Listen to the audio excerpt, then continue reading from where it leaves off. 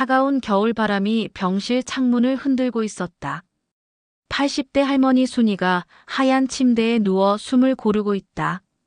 그녀의 주름진 손이 허공을 더듬더듬 만지고 있었다. 마치 누군가를 찾는 것처럼 말이다. 오빠. 순이의 입에서 가늘고 떨리는 목소리가 새어나왔다. 그녀의 눈가에 눈물이 맺히기 시작했다. 지금 순이의 마음은 70년 전 그 혹독했던 시절로 돌아가고 있었다. 1945년 겨울이었다. 해방이 되었지만 온 나라는 여전히 혼란 속이었다. 일제강점기가 끝났어도 가난과 절망은 그대로였다. 그 추위 속에서 10살 철수와 8살 순이 남매가 경성역 근처 판잣집 골목에서 몸을 웅크리고 있었다. 순이야, 배고프지? 오빠 철수가 동생을 꼭 안으며 물었다. 순이는 고개를 끄덕였다. 너무 배가 고파서 말도 제대로 나오지 않았다. 철수는 주변을 살펴봤다. 미군들이 버린 깡통과 썩은 배추잎이 전부였다. 하지만 이것도 귀한 것이었다. 해방이 되었어도 먹을 것은 여전히 부족했다. 이거 먼저 먹어. 철수가 자신의 목까지 순이에게 주었다. 순이는 오빠를 걱정스럽게 바라봤다. 오빠는 안 먹어. 나는 괜찮아. 순이가 먼저 먹어야지. 사실 철수도 배가 고팠다. 하지만 어린 동생이 더 걱정스러웠다. 남매에게는 이제 서로밖에 없었다. 어머니는 일주일 전에 영양실조로 돌아가셨고 아버지는 일본군에 강제징용당한 후 소식이 없었다. 엄마가 그랬잖아. 서로만 의지하라고. 철수의 목소리에도 떨림이 있었다. 하지만 순이 앞에서는 강한 척해야 했다. 이제 자신이 순이를 지켜야 하는 유일한 사람이었으니까. 집도 없었다. 일본인들이 떠나면서 비워진 집들이 많았지만 미군정과 좌우익이 서로 차지하려고 싸우고 있었다. 남매 같은 어린아이들이 들어갈 곳은 없었다. 다음 날 아침, 동대문 시장이 조금씩 분주해지기 시작했다. 남매는 상인들이 버린 채소 부스러기를 주워 먹었다. 그때였다. 야, 이 도둑놈들아. 한 상인이 큰 소리로 외쳤다. 순이는 깜짝 놀라 오빠 뒤로 숨었다. 저 조선 꼬마들이 또 왔네. 아직도 일제강점기 때 말투를 쓰는 친일파 상인이었다. 사람들이 하나둘 모여들기 시작했다. 우리는 훔친 게 아니에요. 버려진 걸 주웠어요. 철수가 필사적으로 변명했다. 하지만 해방 후 혼란 속에서 모두가 각박해져 있었다. 어제도 고구마 몇 개 없어졌는데 너희들이지. 한 아주머니가 거짓말을 했다. 남매는 고구마를 만진 적도 없었다. 하지만 사람들은 이미 결론을 내린 상태였다. 때려줘야 정신을 차리지. 한 남자가 철수의 뺨을 세게 때렸다. 철수가 바닥에 나뒹굴었다. 오빠! 순이가 울부짖으며 철수에게 달려갔다. 하지만 또 다른 어른이 발로 철수를 찼다. 철수의 입에서 피가 흘렀다. 우리가 정말 안 했어요. 정말이에요. 순이가 오빠를 감싸며 울었다. 하지만 어른들의 주먹은 멈추지 않았다. 철수는 순이를 지키기 위해 몸으로 막아섰다. 그때 미군정 경찰 2명이 나타났다. 스탑! What is this? 한 경찰이 소리쳤다. 사람들이 잠시 멈췄다. 통역관이 상황을 설명했다. 아이들이 도둑질을 했다고 합니다. 경찰이 철수를 향해 다가왔다. You steal food? 아니에요. 우리는 안 했어요. 하지만 통역관이 제대로 전달하지 않았다. 해방 후 혼란 속에서 아이들에 대한 처벌이 필요하다고 생각했다. 이 아이들을 데려가야겠습니다. 교화가 필요해 보입니다. 놓아주세요. 우리 오빠는 아무것도 안 했어요. 순이가 경찰에게 매달렸다. 하지만 경찰은 철수의 팔을 붙잡았다. 순이야, 나 괜찮으니까 걱정하지 마. 철수가 끌려가면서 외쳤다. 혼자서라도 살아야 해. 꼭 살아남아야 해. 오빠, 오빠. 순이의 절규가 시장통에 울려 퍼졌다. 하지만 철수는 이미 멀어져 가고 있었다. 그것이 남매의 마지막 만남이었다. 그날 밤부터 순이는 정말로 혼자가 되었다. 폐허가 된 절터 구석에서 떨며 밤을 보냈다. 추위와 배고픔, 그리고 무엇보다 외로움이 순이를 짓눌렀다. 오빠, 언제 돌아올까? 순이는 매일 밤 오빠를 기다렸다. 하지만 며칠이 지나도, 몇 주가 지나도 철수는 돌아오지 않았다. 순이는 살기 위해 싸워야 했다. 미군 부대 근처에서 일거리를 찾았다. 미군들이 먹다 남긴 것들을 치우는 일이었다. 키드, 워크하드. 한 미군이 순이에게 말했다. 순이는 고개를 끄덕였다. 일을 마치면 초콜릿이나 깡통 하나를 받았다. 그걸로 하루를 버텼다. 밤이 되면 절터로 돌아가 별을 보며 오빠를 그리워했다. 오빠가 돌아오면 맛있는 것도 나눠 먹을 거야. 희망을 놓지 않으려 애썼다. 하지만 시간이 흘러도 철수 소식은 없었다. 몇 년이 흘러 한국 전쟁이 터졌다. 순이는 피난민들과 함께 남쪽으로 내려갔다. 부산 판잣집촌에서 또다시 하루하루를 버텨야 했다. 전쟁이 끝나고 서울로 돌아왔을 때 순이는 이미 15이 되어 있었다. 키도 제법 자랐고 일도 능숙해졌다.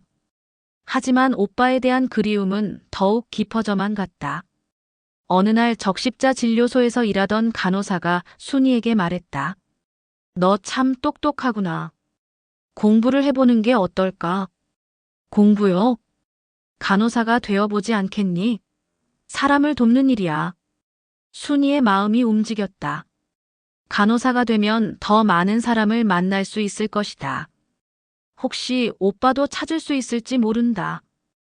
해보고 싶어요. 그날부터 순이는 낮에는 일하고 밤에는 공부했다. 몇 년 더 지나 20살이 되었을 때 드디어 간호사가 되었다. 서울의 큰 병원에서 일하게 되었다. 이제 정말 많은 사람을 만날 수 있어. 첫 출근날 순이의 가슴이 뛰었다. 혹시 오빠를 만날 수 있을까 하는 기대감도 있었다. 하지만 현실은 녹록지 않았다.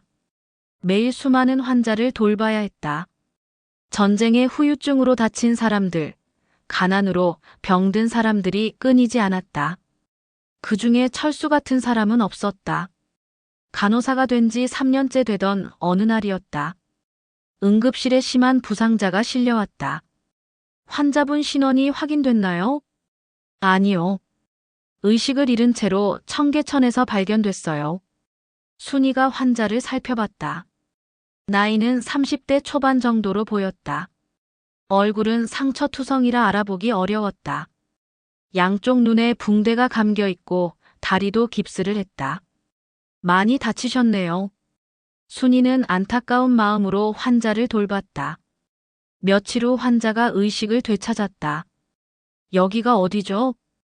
병원이에요. 다치셨어요. 저는 누구죠? 기억이 안 나요. 환자가 당황해했다. 강한 충격으로 기억 상실이 온 것 같았다. 천천히 기억나실 거예요. 걱정하지 마세요. 순이가 다독였다. 그날부터 순이는 그 환자를 특별히 돌봤다. 왜인지 마음이 쓰였다.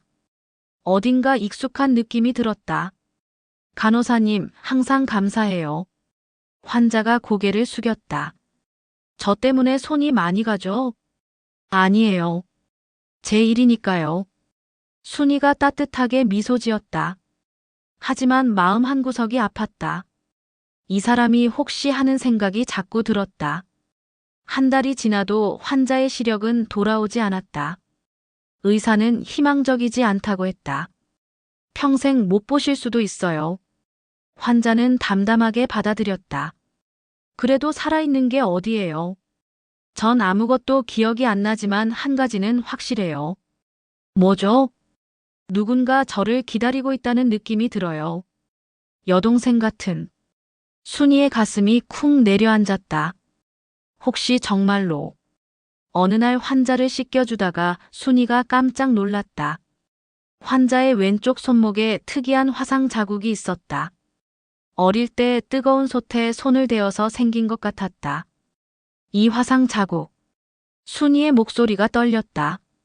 철수 오빠도 어릴 때 똑같은 곳에 화상을 입었었다. 엄마가 죽을 끓이다가 실수로 손목을 대었던 것이었다. 환자분. 혹시. 순이의 입술이 바들바들 떨었다.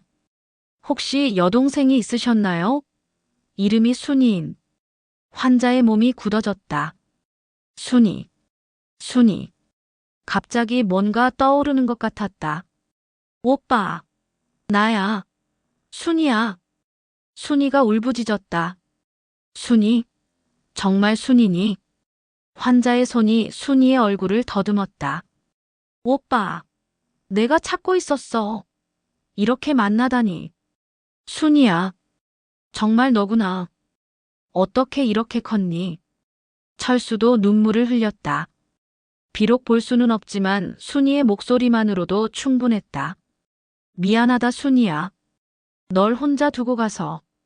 오빠 잘못이 아니야. 억울하게 끌려간 거잖아. 그동안 얼마나 힘들었을까. 난 괜찮았어.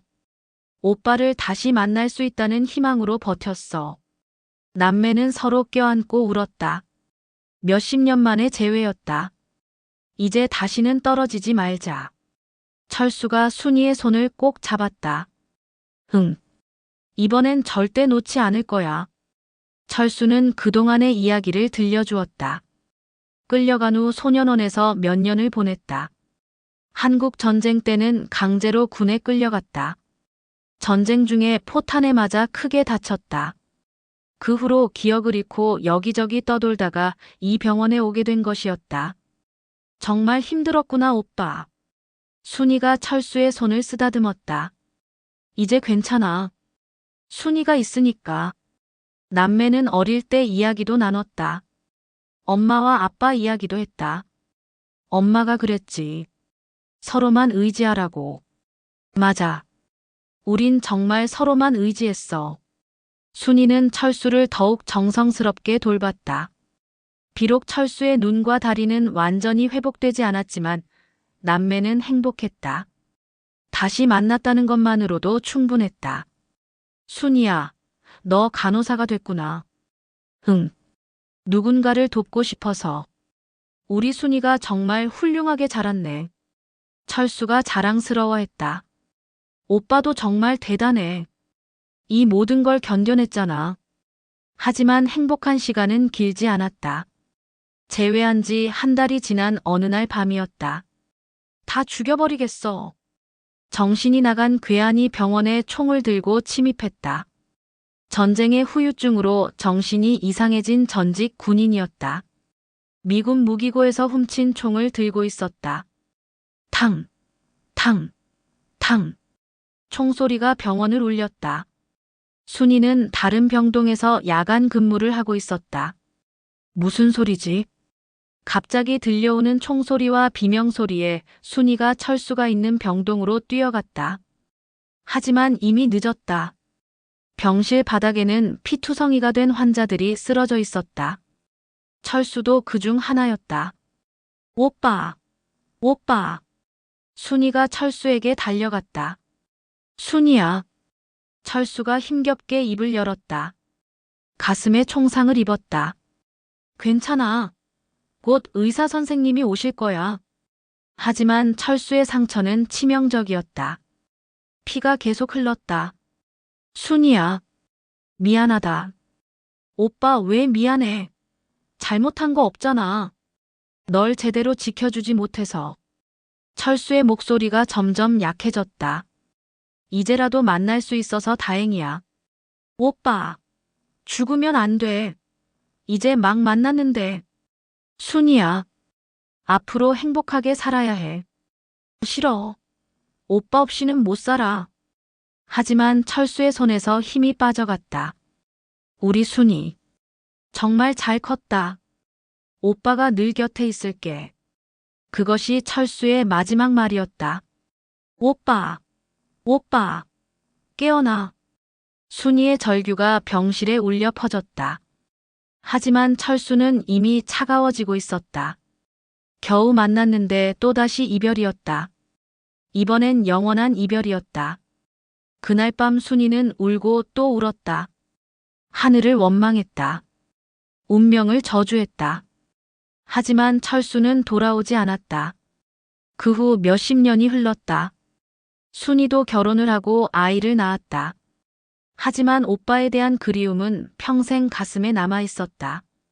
이제 순이도 할머니가 되어 병실에 누워 있다.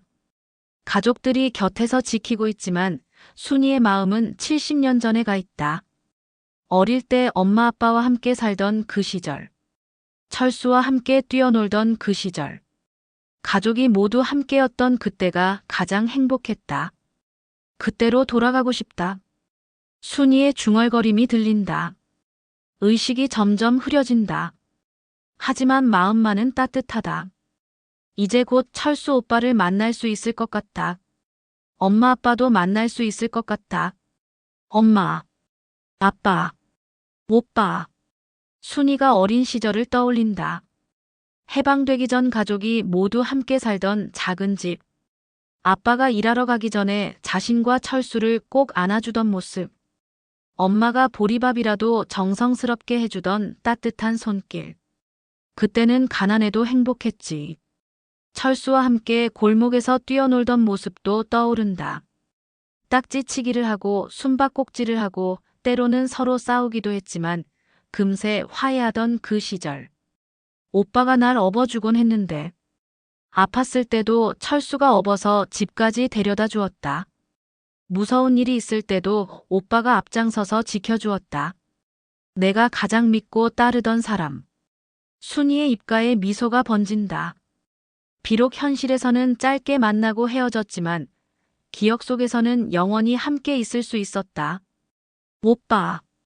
순이 이제 가도 되지. 작은 속삭임과 함께 순이가 눈을 감는다. 숨소리가 점점 잔잔해진다. 그리고 마침내 고요해진다. 순이의 얼굴은 평화로웠다. 마치 오랜 여행을 끝내고 집에 돌아온 것처럼. 가족들이 조용히 눈물을 흘린다. 하지만 슬픔만은 아니다. 순이가 이제 그리워하던 사람들과 함께할 거라는 걸 알기 때문이다. 창밖으로는 눈이 내리기 시작한다. 70년 전 그날 밤처럼. 하지만 이번엔 따뜻한 눈이다. 재회의 눈이다. 어디선가 철수의 목소리가 들려오는 것 같다. 순이야, 이제 왔구나. 오빠가 기다리고 있었어. 그리고 어린 시절 온 가족이 함께 웃고 있는 모습이 떠오른다. 엄마의 따뜻한 품, 아빠의 든든한 어깨, 그리고 철수 오빠의 다정한 손길.